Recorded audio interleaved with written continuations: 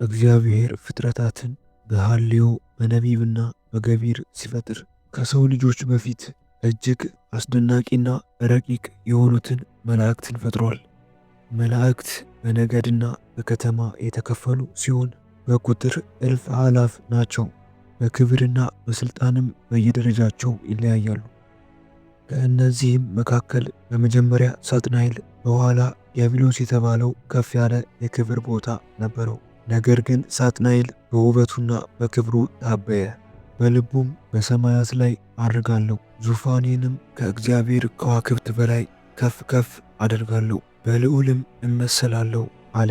ትንቢተ ኢሳይያስ ምዕራፍ 14 ከቁጥር 13 እስከ 14። ይህ የትንቢት ቃል በሰማያት ታላቅ ሁከት ፈጠረ። ከእርሱ ጋር 1/3 የሚሆኑ መላእክትን በማሳሳት የእግዚአብሔርን ፈጣሪነት ካደ። በዚህ ጊዜ ሰማያት በሁለት ተከፈሉ። በዚህም ምክንያት ቅዱስ ሚካኤል የታመኑትን መላእክት እየመራ ከሳጥናኤልና ከሰራዊቱ ጋር ተዋጋ። ቅዱስ ዮሐንስ በራእዩ እንዲህ ሲል ገልጾታል። በሰማይም ሰልፍ ሆነ፣ ሚካኤልና መላእክቱ ዘንዶውን ተዋጉ። የዮሐንስ ራእይ ምዕራፍ 12 ከቁጥር 7።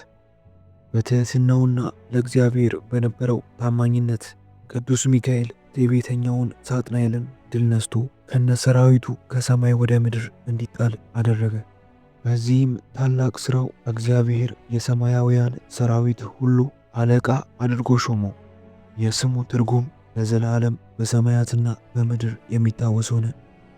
የቅዱስ ሚካኤል አገልግሎት በሰማይ ብቻ የተወሰነ አልነበረም። የሰው ልጅ ከተፈጠረ ጀምሮ የእግዚአብሔርን ሕዝብ በመጠበቅና በመርዳት ታላላቅ ሥራዎችን ሰርቷል። ቅዱስ ሚካኤል የእግዚአብሔርን ሕዝብ ማለትም እስራኤላውያንን ከግብፅ ባርነት እንዲወጡ የመራቸውና በምድረ በዳ ለ40 ዓመታት ያህል ሲጓዙ ቀን በደመና ሌሊት በብርሃን ሲመራቸው የነበረው እርሱ እንደሆነ ቤተ ክርስቲያን ታስተምራለች። በኢያሱ ወልደ ነዌ መጽሐፍ ምዕራፍ 5 ከቁጥር 13 እስከ 15 ላይ ኢያሱ የእስራኤልን ሕዝብ እየመራ ወደ ከነዓን ሊገባ ሲል የተመዘዘ ሰይፍ የያዘ ሰው ከፊቱ ቆሞ አየ። ኢያሱም ከእኛ ወገን ነህ ወይስ ከጠላቶቻችን ብሎ ሲጠይቀው እኔ የእግዚአብሔር ሰራዊት አለቃ ሆኜ አሁን መጥቻለሁ ሲል መለሰለት። እርሱም የእግዚአብሔር ሰራዊት አለቃ ቅዱስ ሚካኤል ነው። ይህም እርሱ የእግዚአብሔር ሕዝብ ተዋጊና መሪ መሆኑን ያሳያል። በመጽሐፈ መሳፍንት ምዕራፍ 13 ቅዱስ ሚካኤል የሶምሶንን መወለድ አብስሯል። የእስራኤል መሪ የነበረው የማኑሄ ሚስት መካን ነበረች። አንድ ቀን የእግዚአብሔር መልአክ ተገልጦላት አንቺ መካን ነበርሽ፣ አሁን ግን ትጸንሻለሽ፣ ወንድ ልጅም ትወልጃለሽ ብሎ አበሰራት። ልጁም ከእናቱ ማኅፀን ጀምሮ ለእግዚአብሔር የተለየ ናዝራዊ እንደሚሆንና እስራኤልን ከፍልስጤማውያን እጅ ማዳን እንደሚጀምር ነገራት። ማኑሄም ይህን መልአክ ለማየት ከፈለገ በኋላ መልአኩም በድጋሚ ተገልጦላቸው ነበር። ማኑሄ ለመልአኩ መስዋዕት ባቀረበ ጊዜ የእሳቱ ነበልባል ከመሠዊያው ወደ ሰማይ ሲወጣ የእግዚአብሔር መልአክ በመሠዊያው ነበልባል ውስጥ አረገ። መጽሐፈ መሳፍንት ምዕራፍ 13 ከቁጥር 20። ይህን ታላቅ ታምር ያደረገውና የኃያሉን ሶምሶንን መወለድ ያበሰረው መልአኩ ቅዱስ ሚካኤል እንደሆነ አባቶቻችን ያስተምራሉ። ይህም እርሱ የምስራችን አብሳሪና ታላላቅ ሰዎችን ለተልእኮ የሚመርጥ መሆኑን ያስገነዝባል። በትንቢተ ዳንኤል ምዕራፍ 10 ከቁጥር 13 ላይ ነቢዩ ዳንኤል ስለ ሕዝቡ ሲጸልይ መልአኩ ቅዱስ ገብርኤል መጥቶ የፋርስ ንጉሥ አለቃ ለ21 ቀን እንደተቋቋመውና ከዋነኞቹ አለቆች አንዱ ሚካኤል ሊረዳኝ መጣ በማለት ይናገራል። ይህ ማለት ቅዱስ ሚካኤል ለመላእክትም እንኳ ሳይቀር ረዳትና አጋዥ እንደሆነ ያስተምረናል። በመጽሐፉ መጨረሻም ላይ በዚያም ዘመን ስለ ሕዝብ ልጆች የሚቆመው ታላቁ አለቃ ሚካኤል ይነሳል በማለት በእስራኤል ሕዝብ ላይ የተሾመ ጠባቂ መልአክ መሆኑን በግልጽ ይናገራል።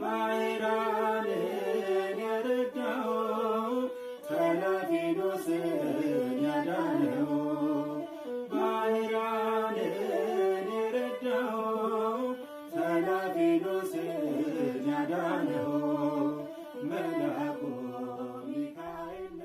በአዲስ ኪዳን የቅዱስ ሚካኤል ስም በቀጥታ የተጠቀሰው ጥቂት ቢሆንም አገልግሎቱ ግን እጅግ ሰፊና ጥልቅ ነው። የቤተ ክርስቲያን ጠባቂ የዮሐንስ ራእይ ምዕራፍ 12 ከቁጥር 7 እስከ 9። በብሉይ ኪዳን የእስራኤል ጠባቂ እንደነበር፣ በአዲስ ኪዳን ደግሞ የአዲሲቷ እስራኤል ማለትም የቤተ ክርስቲያን ጠባቂ ነው። ወንጌላዊ ዮሐንስ በራእዩ ሚካኤልና መላእክቱ ዘንዶውን ተዋጉ ሲል የሚናገረው በሰማይ ስለተደረገው የመጀመሪያው ጦርነት ብቻ ሳይሆን ዲያብሎስ ቤተ ክርስቲያንን ለማጥፋት ስለሚያደርገው የማያቋርጥ ውጊያና ቅዱስ ሚካኤልም ስለ ቤተ ክርስቲያን ስለመዋጋቱ ጭምር ነው። ዘንዶው ቤተ ክርስቲያንን በሴቲቱ የተመሰለችውን ለማጥፋት ሲሞክር ቅዱስ ሚካኤል ከነሰራዊቱ ድል ያደርገዋል። የትህትና ምሳሌ የይሁዳ መልእክት ምዕራፍ 1 ከቁጥር 9። የይሁዳ መልእክት እጅግ ድንቅ የሆነ ታሪክ ይነግረናል። የመላእክት አለቃ ሚካኤል ግን ከዲያብሎስ ጋር በተከራከረ ጊዜ ስለ ሙሴ ሥጋ ሲነጋገር ጌታ ይገሥጽህ አለው እንጂ የስድብን ፍርድ ሊናገረው አልደፈረም ይላል። ይህ ምንኛ ትልቅ ትምህርት ነው!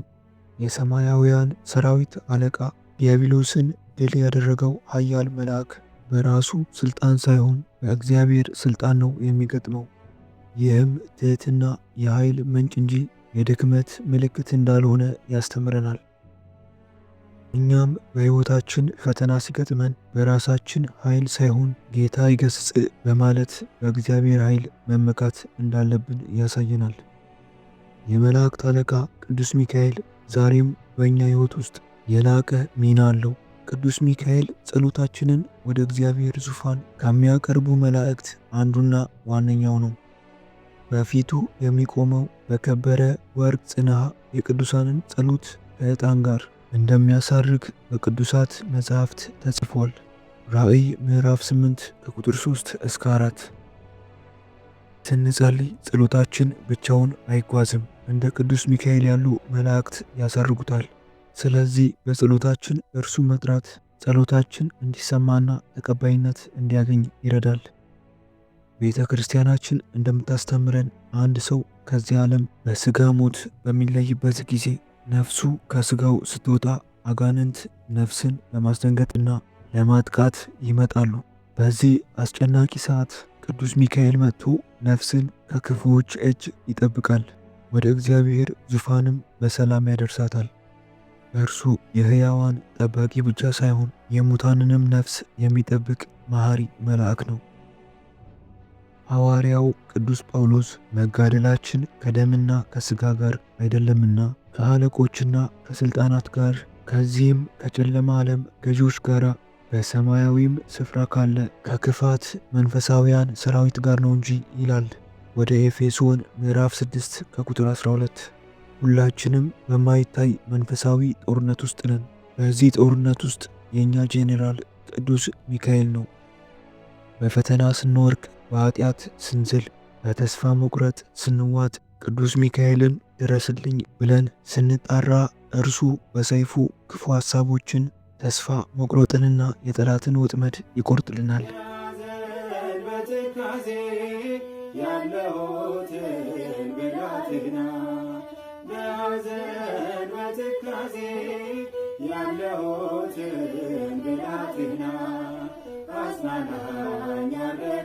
የምህረትና የበረከት በር ቅዱስ ሚካኤል የምህረት መልአክ ነው። በእግዚአብሔር ፊት ሰግዶ ለሰው ልጆች ምህረትን ይለምናል። በረከት የሚመጣው በእግዚአብሔር ፈቃድ ነው። ይህን በረከትና ምህረት ደግሞ ይዞልን ከሚመጡት መላእክት መካከል ቅዱስ ሚካኤል ቀዳሚው ነው። የቅዱስ ሚካኤል አገልግሎት እስከ ዓለም ፍጻሜ ድረስ ይቀጥላል። የመጨረሻው ጦርነት መሪ በራእይ መጽሐፍ እንደተገለጸው በመጨረሻው ዘመን በክርስቶስ ዳግም ምጽአት ዋዜማ በክፉና በደጉ መካከል የሚደረገውን የመጨረሻውን ጦርነት የሚመራው ቅዱስ ሚካኤል ይሆናል። የትንሣኤው መለከት ነፊ ሐዋርያው ቅዱስ ጳውሎስ በአንደኛ ተሰሎንቄ ምዕራፍ 4 ከቁጥር 16 ላይ ጌታ ራሱ በትእዛዝ ቃል በመላእክትም አለቃ ድምፅ በእግዚአብሔርም መለከት ከሰማይ ይወርዳልና ይለናል። ይህ የመላእክት አለቃ ድምፅ የቅዱስ ሚካኤል እንደሆነ አባቶች ያስተምሩናል። ያን ጊዜ እርሱ ሙታን እንዲነሱ የሚያበስር ይሆናል። በዚህ የትምህርት ቆይታችን ከቅዱስ ሚካኤል ማንነትና አገልግሎት ጥቂቱን ለመመልከት ሞክረናል። ከትምህርታችን ልንይዛቸው የሚገቡ ዋና ዋና ነጥቦች፣ የመጀመሪያው ትህትና ከትዕቢት ይበልጣል። የሳጥናኤል ውድቀት ምክንያት ትዕቢት ነበር። የቅዱስ ሚካኤል ክብርና ድል ምክንያት ደግሞ እንደ እግዚአብሔር ያለ ማን ነው የሚል ትህትና ነው። በሕይወታችን ትህትናን ገንዘብ እናድርግ። ለእውነት መቆም። ቅዱስ ሚካኤል በሰማያት በተፈጠረው እውቀት ውስጥ ለእውነትና ለፈጣሪው ጸንቶ ቆመ። እኛም በዚህ ዓለም በሚገጥሙን ፈተናዎች ውስጥ ለእምነታችንና ለእውነት ጸንተን መቆም ይገባናል። ተስፋ አለመቁረጥ።